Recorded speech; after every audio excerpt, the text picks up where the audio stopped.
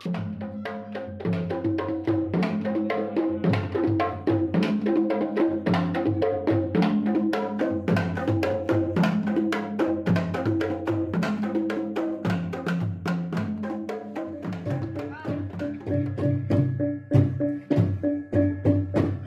zijn Indonesische dansen die teruggaan op de strijd van man tegen man.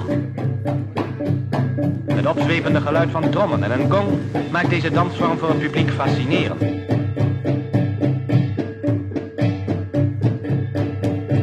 Zelfs een aanval met een kapmes kan een ervaren puntjakdanser pareren. Het kost moeite en er is veel tactisch inzicht voor nodig, maar tenslotte wordt het mes op de tegenstander veroverd. Kita sama Belanda ada sejarah. Karena awalnya lahirnya pencaksilat di Eropa itu terutama di Belanda.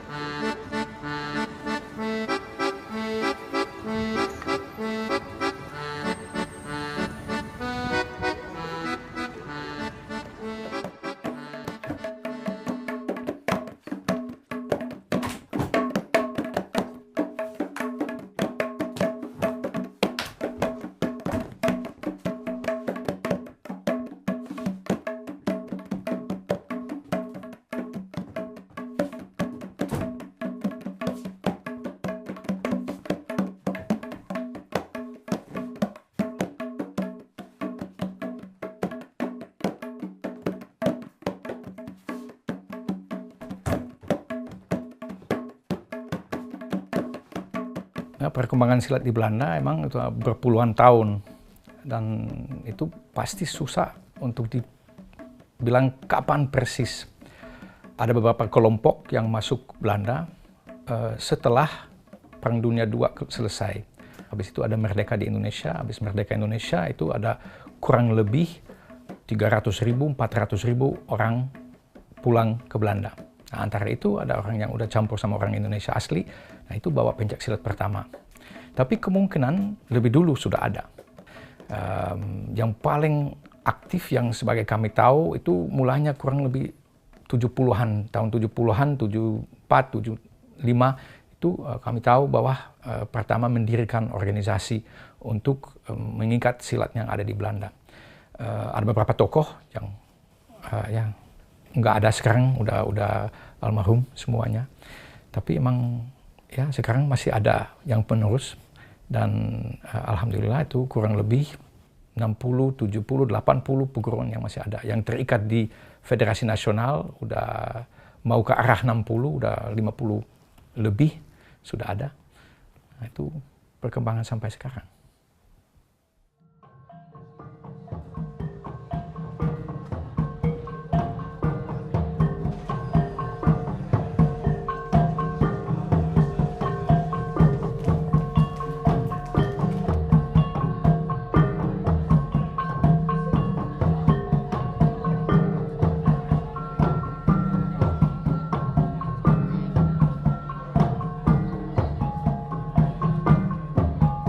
Dan mereka datang bersama rombongan-rombongan orang-orang Kenil. Orang-orang Indo itu biasanya kalau ngelatih dalam latihan bukan membuka gedung olahraga atau buka klub, tapi mereka senangnya latihan di dalam rumah. Entah itu di gudang, entah itu di loteng, pokoknya dalam rumah. One, two, three, no, yeah. Nah, itu promosinya tuh setelah IPSI masuk Belanda tahun 76 yang dipimpin oleh almarhum Mas Januwarno, seorang warga PSHT dari Madiun tingkat 2. Nah, sejak itu mulai berkembangnya pencak silat di Belanda. Nah, itu orang-orang Indo itu kebanyakan bukan Kenil.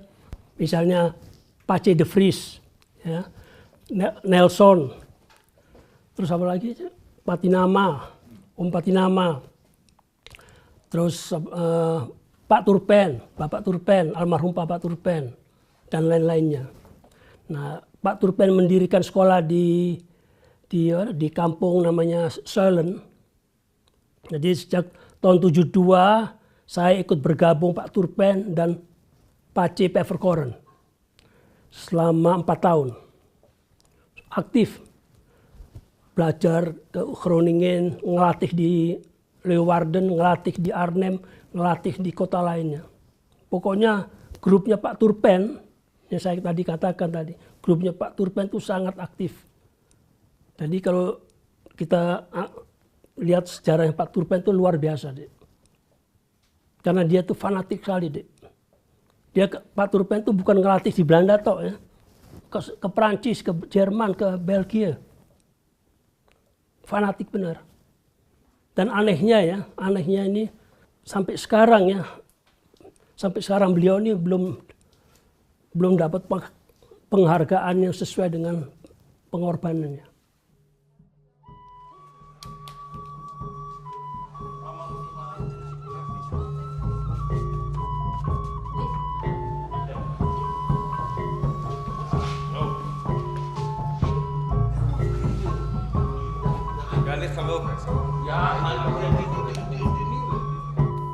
Kenal Pencak dari Mas Roni sebenarnya, sebab Mas Roni suka datang ke rumah dan bapak saya yang main silat.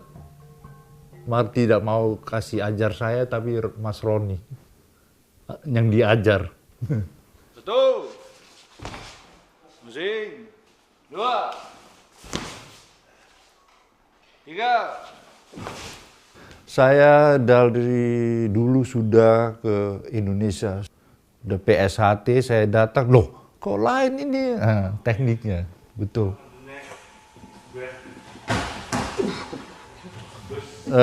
Saya senang Pak Turpen itu saya tes itu memang efektif. Beta nggak suka yang apa itu Ron. Orang Ambon bilang nau-nau gitu. Apa itu, Ron? Hah? Ya. Itu bukan ini, tapi kalau tangkis, tanya ini belakang. Bukan gini tangkisnya, ini tangkisnya.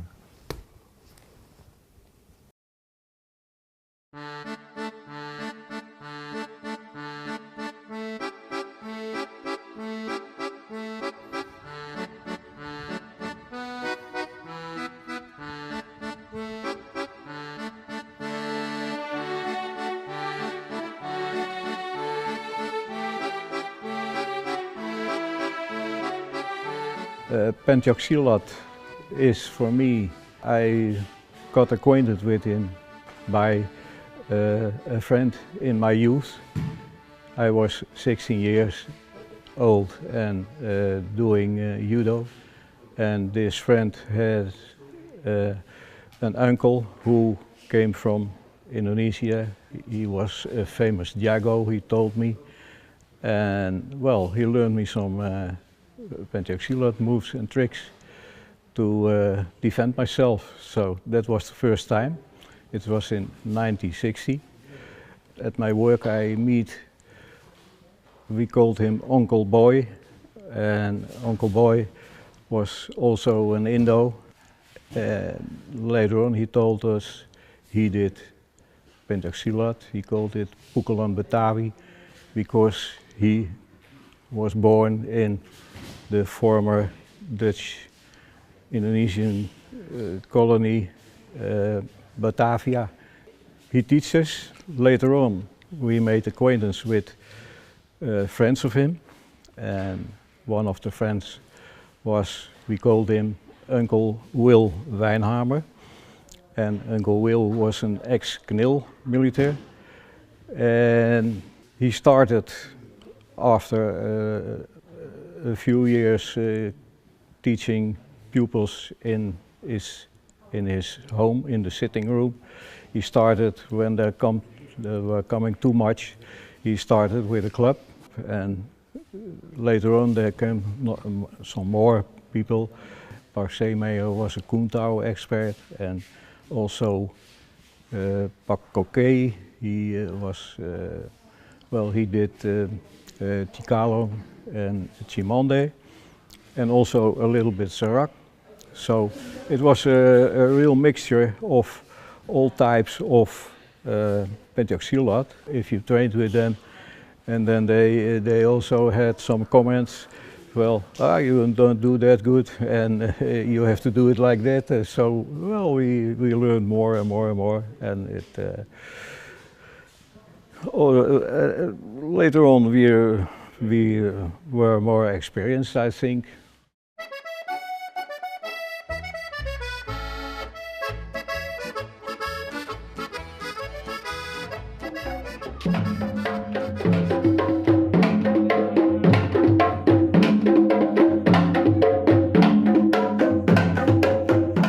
Ada yang bawa silat, tapi waktu itu silat belum terkenal di Belanda.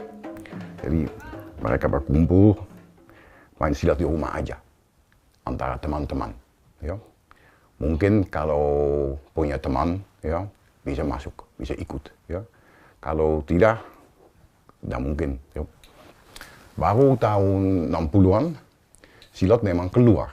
Ya. Guru saya yang pertama, Pak Frits Vermaassen, dulu dia masuk TV, ya. Kalau udah salah 68 ya. Ya. Waktu itu di Belanda TV hanya 2 channel, ya. Masih hitam putih. Ya. Kalau malam minggu, semua orang Belanda berkumpul depan TV, nonton TV show yang ini.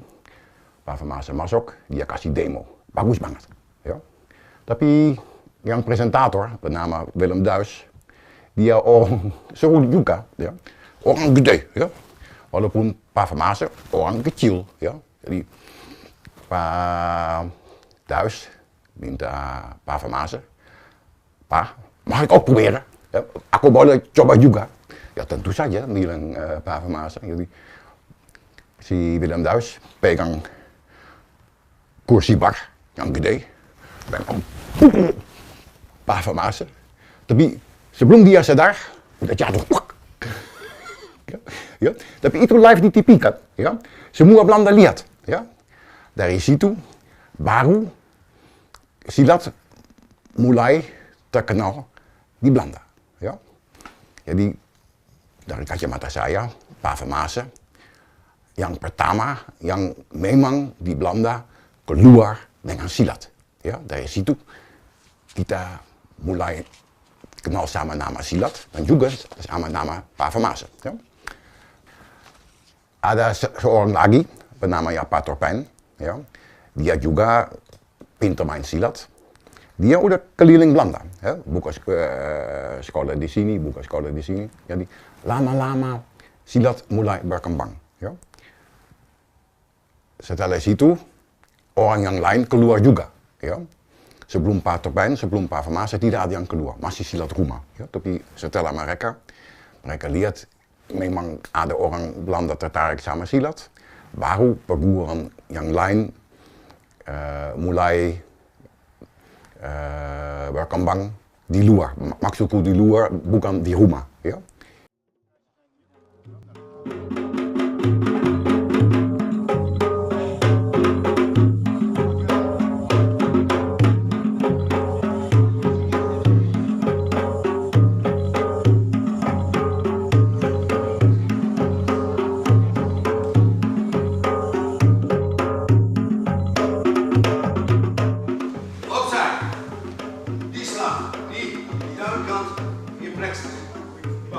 Deze hand blijft hier, dan krijg je bam. Ik sta weer met de rest. Bam. Ik sta weer. Ja, rechterhand. Hier. Slag.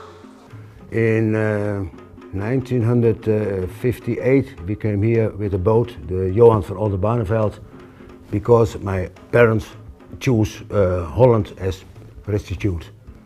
In former time, in beginning, it was very hard to do our Pentateuch because in that time there was only karate, empty hand.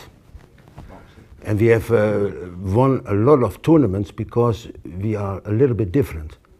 Because karate is straight on, but we dance, they say we dance, but if we dance we can also explode and make a good performance. Bonkot is our style. My father, who is already passed away, he started in Holland, in Groningen, and we started with Burgonje. Was a good karate teacher that time in '69. We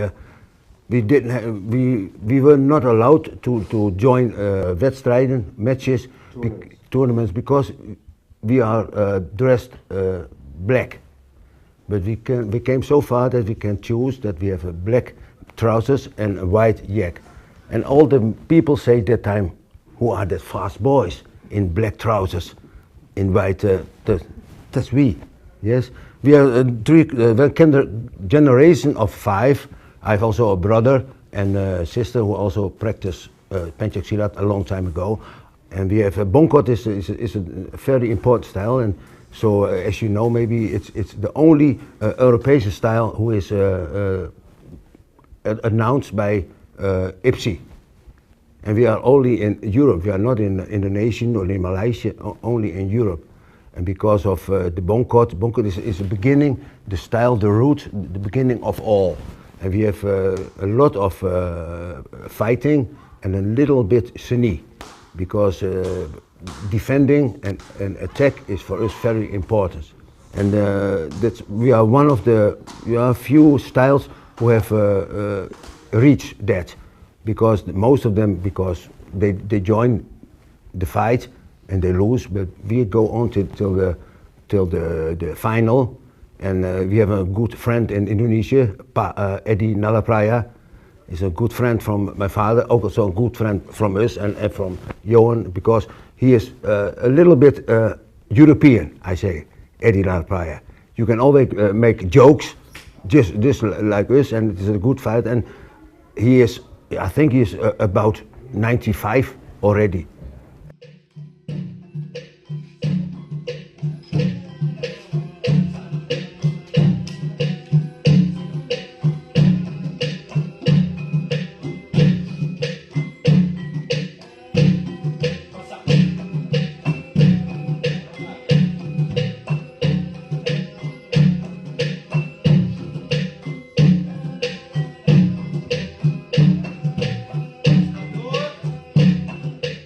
Tjimande, you have several schools of Tjimande in Lelystad, in Nederland.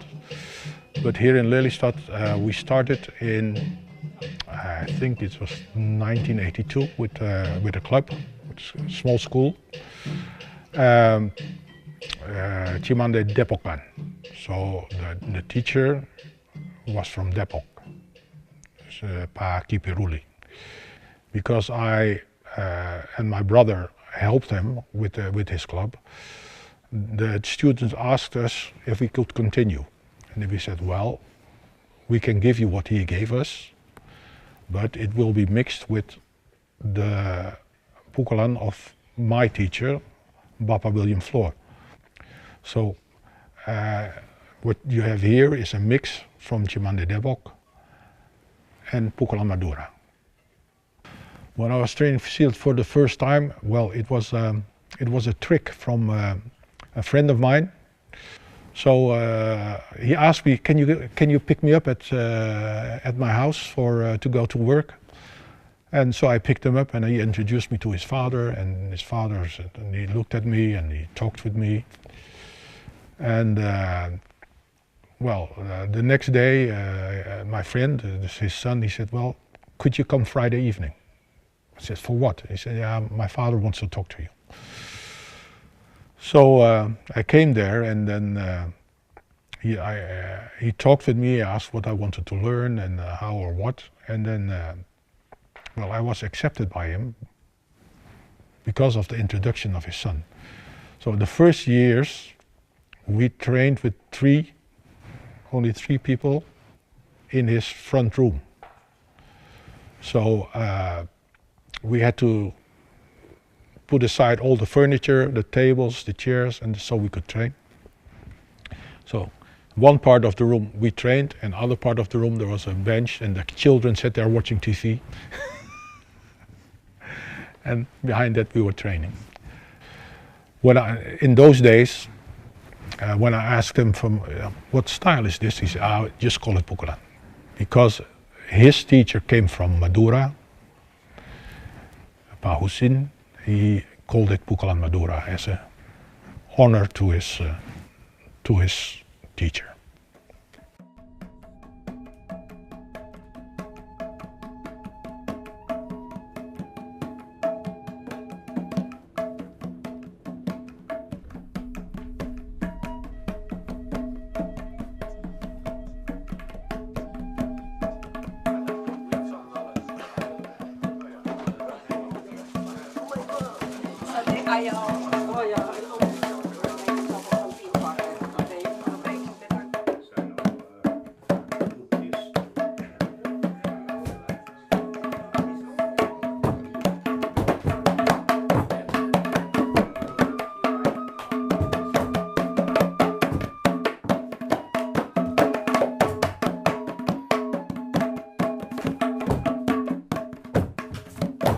Wij zijn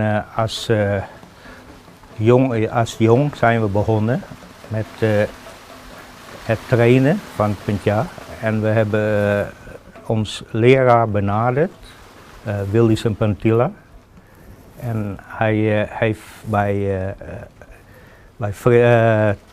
de Pijn heeft hij ook les gehad. En hij heeft in Malang heeft hij bij zijn vader getraind altijd. En Frans, dat is zijn broer, Sempantila, die is ook Pendekar en die heeft dan in Lumajang heeft die, actief geweest. En wij, Willy, onze guru, die heeft ons getraind. Wij zijn met een aantal broers. En zo zijn we jaren hebben we de SH, de Sehati-Hati, hebben we beoefend. Maar in een gesloten, vrij gesloten kring. En we zijn in beginjaren zijn we heel weinig naar buiten gegaan. Dus naar andere plaatsen. Totdat we later contact zochten met meneer Blauw, Paatje Floor. Die heeft ook ons voor de eerste platti gegradueerd. En zo zijn we verder gegaan. Aan Frans Sempantila is ook een huljeranting, was ook groot met aantal scholen in verschillende plaatsen in Nederland. En we hebben toen continu contact met elkaar gezocht. Dus we gingen echt demo's geven in België, overal in het land. Dus als we een demo hadden, dan bellen we Hully op en dan zochten we contact en dan gingen we gezamenlijk demo geven. Maar Puntja is voor mij geen sport. Het is geen sport voor mij, geen recreatie, maar een levensstijl.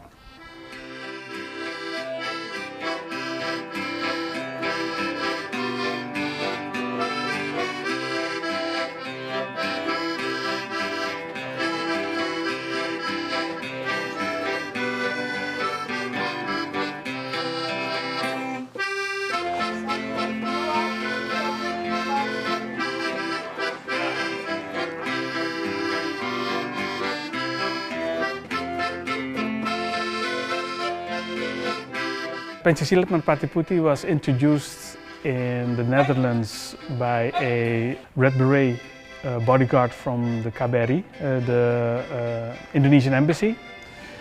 And in the 80s it was very closed. It was only the staff of KBRI. He got permission to introduce it to other people. And that's where my teacher comes from, Mas Pri. And he taught it to me. So it started in the 80s and up and down to now we're at this level. Everything we got from Indonesia, we try to keep it original. We also have, of course, internet so we can communicate better.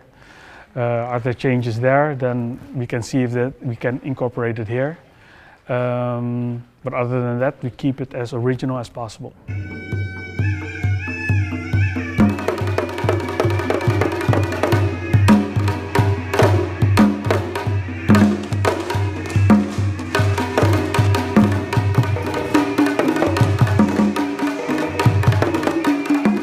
Try to to make them happy to take also a follow up if we are gone.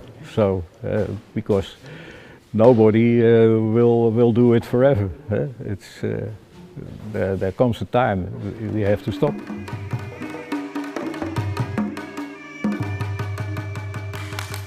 Bikin motivasi banget, terus hobi, dan saya suka banget sama temen-temen, tapi juga bisa belajar banyak tradisinya pencaksilat. I got stronger and stronger. Now I just believe in myself and I made myself wiser, and I feel like I'm the best version of myself. But still, I don't like it when women don't feel safe, because I think that's something that women really should have, like a trust in this world. To adapt towards what are the future needs and how does martial arts develop in the future, and when you can tap into that, then you can make it sustainable for the future. It's more you have family who feel like friends and you have friends that feel like family. So that we are one big family here. Being more thoughtful with your actions regarding to safety. You carry yourself differently just through life because you know you can defend yourself if you have to. Bukan hanya fisik, bukan hanya tanding, tapi ada ilmu pengelolaannya, ilmu kejiwaannya. Jadi mereka nyari, oke, mungkin saya belajar silat karena itu sesuatu dari kebudayaan saya, dari nenek moyangnya atau dari bapaknya atau dari ibunya. A big part of the confidence and the way you carry yourself, the awareness of your own body and the attitude, kind of, but also largely just also a big part of like a little bit of like stress management, like how you're able to carry yourself in stressful situations and the confidence you have that you're able to. And then sometimes I ask my friend, do you want to train with us? And they say, okay. And then it's the end of training and they say, I'll never come back. This was so hard. And then I laugh at them and say, do not underestimate the sport because it's really hard. Pencaksilat is for me, everything. Soul, family, lifestyle. I do every time Pencaksilat. It's my life. The part is you try to be better, not necessarily better than the other, but better than your previous version. Not only physical, but also mental. So for me, it was more logical to focus to improve myself rather than compare myself with another. Now they know Pencaksilat. First, it was a secret defense. But Silat is not only defense, it is culture.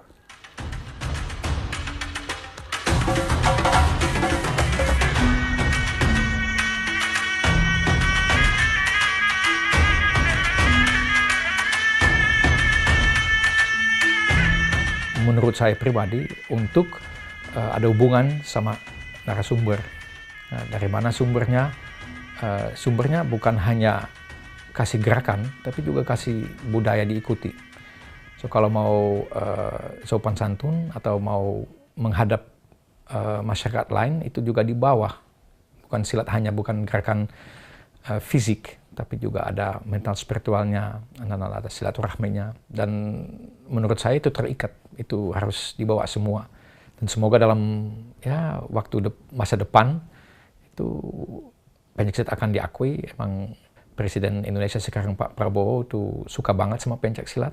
So kalau dia emang bisa mendorong kementerian lain di Indonesia dan organisasi lain untuk bantu lain dunia, nah itu ada kemungkinan dalam berapa tahun pencaksilat bisa masuk ke Olimpiade.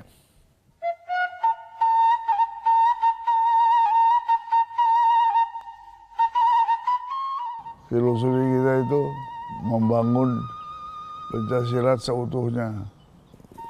Saya udah merintis tuh, tinggal sekarang ininya, penerusannya. Saya udah buka pintu. jalan udah dibuka. Karena nggak bisa masuk begitu aja, harus ada tahapan-tahapan. Tambah lagi kalau mau ke dunia, ini mulai udah bagus di Abu Dhabi. Akhlak tata, fisik dijaga. How to become a nobleman, bagaimana menjadi orang yang berbudi pekerti luhur.